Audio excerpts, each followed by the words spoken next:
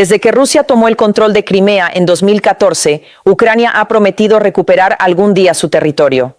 Durante años eso parecía imposible. El dominio ruso sobre la zona era demasiado fuerte y cuando Moscú lanzó su invasión a gran escala de Ucrania en 2022, Kiev se vio obligada a centrar sus esfuerzos en otros frentes para evitar que otras regiones cayeran bajo el control del Kremlin. Ahora las cosas han cambiado. Ucrania ha dado un giro a la situación en esta guerra. Está cobrando impulso a un ritmo vertiginoso. De repente, la liberación de Crimea ya no parece una quimera, sino una posibilidad muy real, pues las fuerzas ucranianas están cortando lenta pero inexorablemente las conexiones que unen la región con Rusia, debilitando el control del Kremlin y allanando potencialmente el camino para algo mucho mayor. Esto se veía venir desde hace mucho tiempo. Hace más de una década, el presidente ruso Vladimir Putin ordenó la toma forzosa de la península de Crimea. Argumentó que era lo que el pueblo deseaba y que Crimea siempre había sido y debía seguir siendo rusa.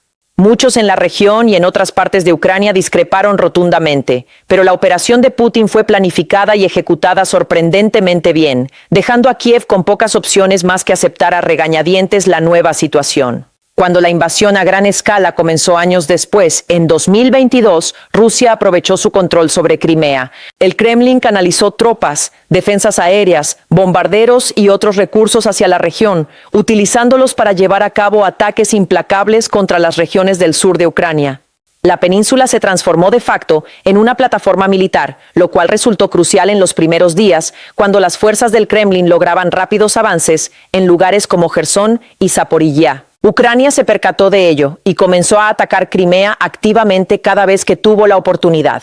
Por ejemplo, presenciamos ataques contra la flota del Mar Negro en el puerto crimeo de Sebastopol, así como ataques contra el puente del estrecho de Kerch, que conecta directamente la península con la Rusia continental. Sin embargo, estos ataques solían ser esporádicos, y a Ucrania le resultaba difícil ejercer o mantener una presión constante en la zona. Por lo tanto, incluso cuando sufría daños o pérdidas en la región, Rusia a menudo disponía de tiempo para recuperarse, reparar y reabastecer sus fuerzas y podía utilizar varias rutas de suministro clave para ello. Por supuesto, utilizó el puente, pero también recurrió a transbordadores ferroviarios para transportar carga y suministros importantes a través del estrecho. Las fuerzas del Kremlin también establecieron corredores terrestres y rutas ferroviarias que conectaban las regiones rusas con Crimea, atravesando los territorios ocupados. Gracias a estas opciones, el ejército ruso pudo mantener durante años una presencia considerable en la península. Incluso cuando los suministros empezaron a escasear o se produjeron ataques con drones y misiles ucranianos, nunca se tardó mucho en enviar más personal, municiones y otros recursos a la región. Hoy la situación es completamente diferente. En cuanto al puente, por ejemplo, se cree que los comandantes rusos son ahora extremadamente reacios a utilizarlo para el transporte de tropas o equipo militar. Esto se debe principalmente a que Ucrania ha orquestado numerosos ataques exitosos contra la estructura a lo largo de los años, incluyendo una explosión masiva en octubre de 2022 que provocó el colapso de varias partes de la carretera, otra serie de explosiones en julio de 2023, un intento de ataque con misiles en agosto de 2023 y un ataque explosivo submarino en junio de 2025. Si bien no se han documentado explosiones ni incendios desde entonces, el puente se encuentra en un estado de alerta máxima casi constante, ya que drones y misiles ucranianos podrían aparecer en el horizonte y arrojar trozos enteros de la estructura al mar en cualquier momento. De hecho, el 16 de mayo, el tráfico en el puente tuvo que suspenderse por motivos de seguridad durante 11 horas antes de que se reanudara el servicio normal.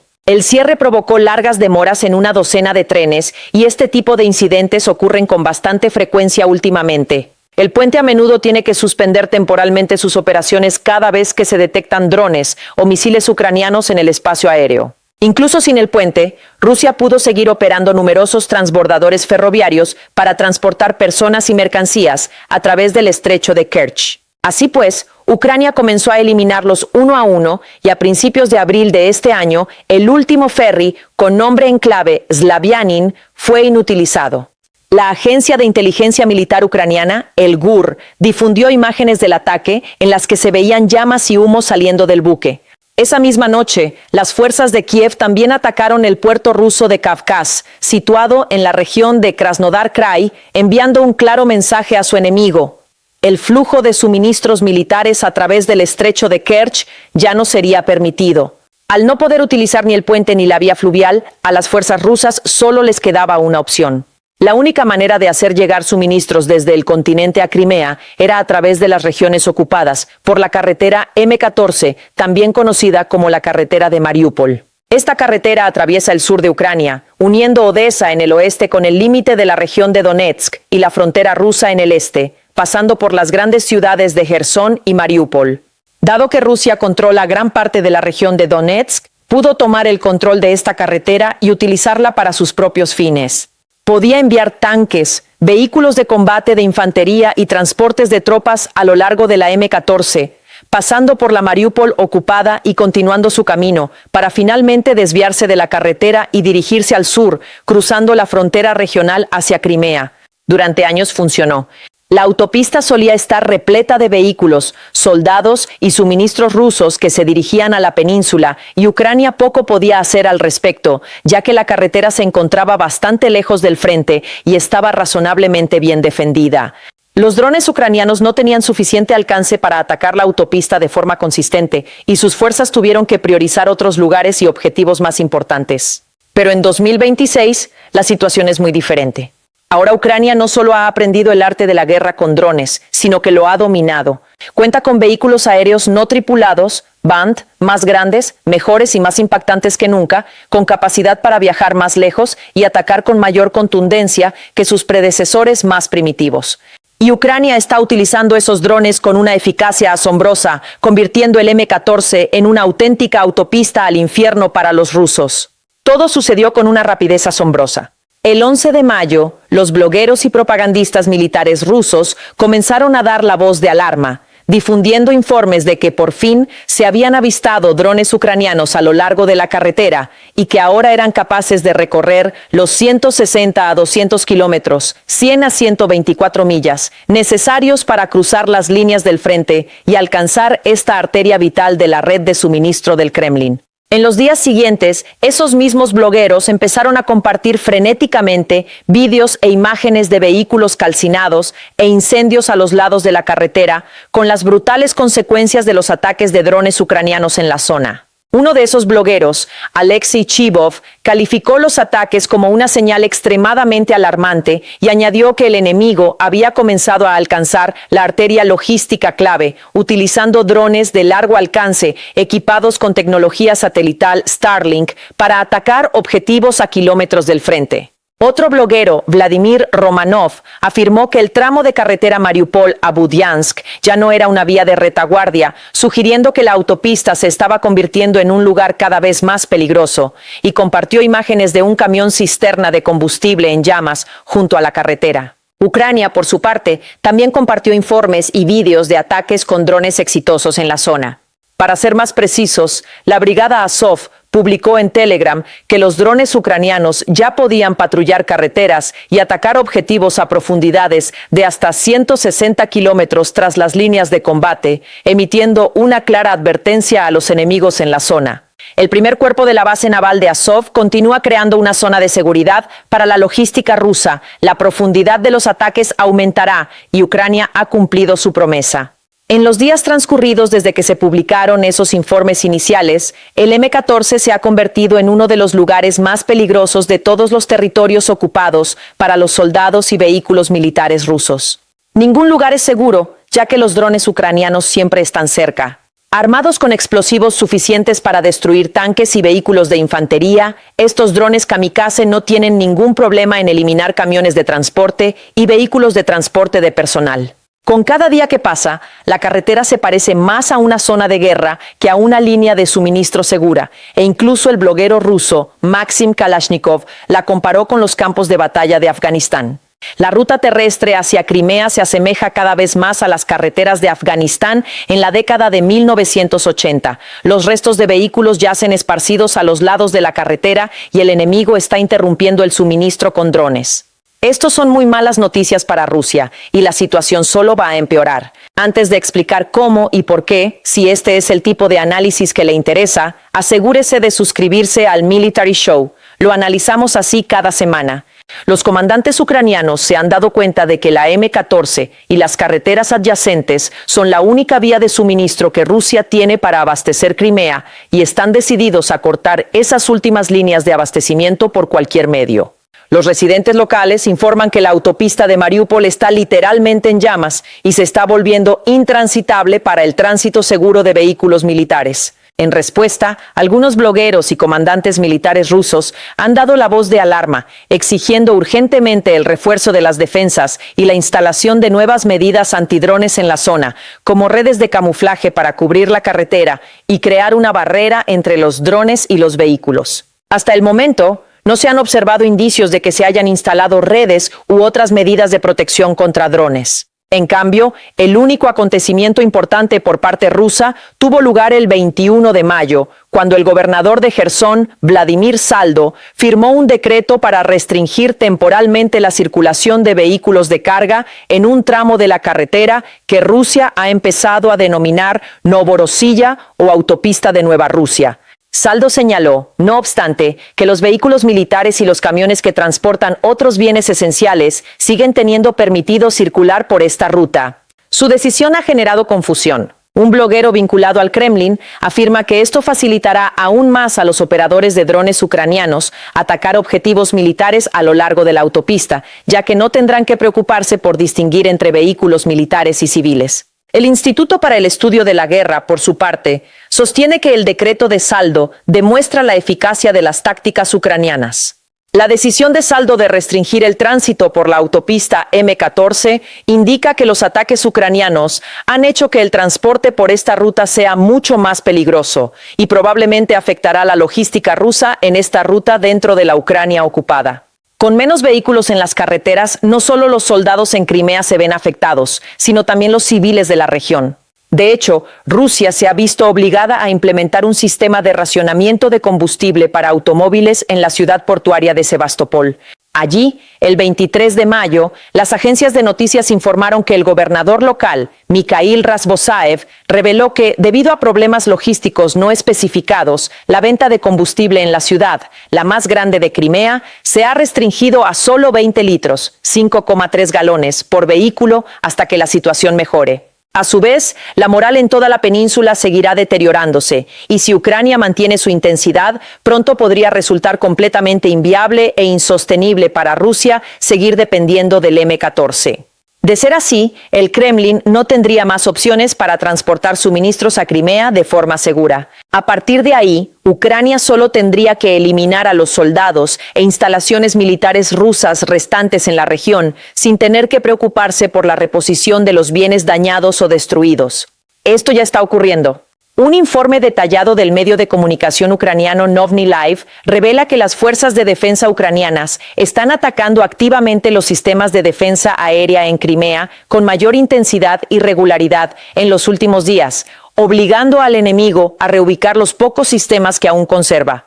Dmitry Pletnyuk, portavoz de la Armada ucraniana, confirmó que las fuerzas del país están atacando radares y lanzadores de misiles rusos y que durante el último año se han reportado numerosos casos de importantes sistemas de defensa aérea dañados o destruidos, incluyendo sistemas como los S-300 y S-400 y los radares Nevo-U. Pletnyuk afirma que se están abriendo más oportunidades para que los drones y misiles ucranianos sobrevuelen el espacio aéreo de Crimea y eliminen objetivos adicionales, lo que sugiere que las defensas rusas restantes son ineficaces para detener la labor de las fuerzas de defensa ucranianas o que existe una escasez de recursos. Añadió que, debido a los ataques adicionales y la presión ejercida sobre la flota del Kremlin en el Mar Negro, Rusia no está desplegando buques con eficacia. Actualmente no hay ninguna unidad en el mar. Esto significa que las fuerzas del Kremlin ni siquiera pueden contar con buques de guerra y cruceros para proteger el territorio usurpado de Crimea. Y con menos defensas aéreas para proteger su infraestructura e instalaciones militares, Crimea es cada vez más vulnerable a los ataques aéreos. Así lo confirmó el experto en aviación ucraniano Anatoly Kravchinsky en una entrevista con NV Radio el 19 de mayo. Según Kravchinsky, Ucrania está empezando a ver los activos rusos en Crimea como presa fácil para ataques con drones, y añade que Kiev está utilizando drones aéreos y navales para aniquilar lo que queda de las defensas costeras del Kremlin. Crimea se ha convertido en un objetivo fácil para nosotros, y los rusos lo saben, aunque siguen intentando enviar más sistemas de guerra electrónica y defensa aérea a la zona. Continuó argumentando que, a medida que se producen más ataques de este tipo, Rusia está perdiendo gradualmente la capacidad de proteger sus instalaciones en toda la península. Citó, por ejemplo, los numerosos ataques exitosos contra el aeródromo de Belbek, donde Ucrania logró recientemente destruir un sistema de defensa aérea Pantsir S-2, así como varias infraestructuras adicionales, y en el pasado eliminó aviones interceptores MiG-31 y otros activos enemigos importantes. En resumen, los expertos afirmaron que Crimea se ha vuelto un objetivo fácil y que Ucrania ha alcanzado la paridad en el espacio aéreo, pero ahora mediante sistemas no tripulados en lugar de aeronaves tripuladas. Sin embargo, la paridad es solo el comienzo. Ucrania no se conforma con estar en igualdad de condiciones con Rusia en Crimea. Desea expulsar al enemigo del territorio de una vez por todas. De hecho, el presidente ucraniano, Volodymyr Zelensky, ha expresado repetidamente su deseo de ver a su país reformado en su totalidad, con la devolución de cada territorio ocupado por Rusia a su legítimo propietario. Esto incluye no solo los territorios de Donetsk, Luhansk, Gerson y Zaporilla, sino también Crimea. Y a pesar de estar tan lejos del frente, Crimea parece estar convirtiéndose en uno de los territorios más fáciles de liberar para Ucrania.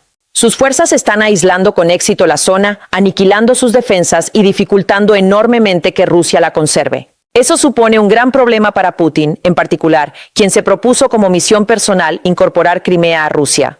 Se suponía que formaría parte de su legado, una de las razones por las que sería recordado como uno de los más grandes gobernantes de Rusia. Durante años, creyó haberlo logrado sin consecuencias, y disfrutó de la admiración de los innumerables rusos que desde entonces se han asentado en la región o disfrutan allí de soleadas vacaciones de verano. Lo que Putin consideraba su mayor victoria se está convirtiendo rápidamente en su derrota más humillante. Ucrania está recuperando el control y de hecho tiene el futuro de Crimea en sus manos, pero aún está por verse qué hará a continuación. Algunos desearían un asedio total del territorio, con tropas ucranianas entrando y recuperando por la fuerza lo que les pertenece. Sin embargo, es poco probable que eso ocurra pronto. Sería totalmente incompatible con la estrategia general de Ucrania y su enfoque en aprovechar al máximo los recursos a su disposición. Un ataque a Crimea implicaría un enorme despliegue de tropas y recursos y podría abrir brechas en el frente que Rusia podría aprovechar. Tampoco existe aún una ruta clara hacia la región. Ucrania primero tendría que recuperar el territorio perdido en la región de Gerson antes de avanzar hacia Crimea. En cambio, lo más probable es que veamos un ataque aéreo continuo y cada vez más intenso en la región. Cada vez se verán más drones sobrevolando la autopista de Mariupol, listos para atacar cualquier vehículo militar ruso que se atreva a recorrerla. Pronto podría resultar completamente imposible para las fuerzas de Putin depender de esta ruta. Esto sume a la región en un caos aún mayor, ya que el suministro de combustible, alimentos y municiones se ha ralentizado drásticamente. Mientras tanto, es probable que los drones y misiles ucranianos continúen atacando objetivos militares en toda la península, debilitando el control del Kremlin y demostrando a la población que ni siquiera el aparentemente poderoso ejército ruso es capaz de protegerlos. Ucrania no solo está realizando movimientos importantes en Crimea. En este video podrá ver cómo las fuerzas del país están ganando terreno rápidamente y cambiando el rumbo de la guerra en todo el frente. También puede ver este otro video para observar cómo Putin se enfrenta a una posible pérdida de control sobre las regiones del extremo oriente ruso, que podría poner fin a su régimen, con China y Corea del Norte interviniendo para asestar el golpe final. No olvides suscribirte a QSM para recibir más noticias de última hora, análisis y perspectivas sobre la guerra entre Rusia y Ucrania y otros conflictos importantes en todo el mundo.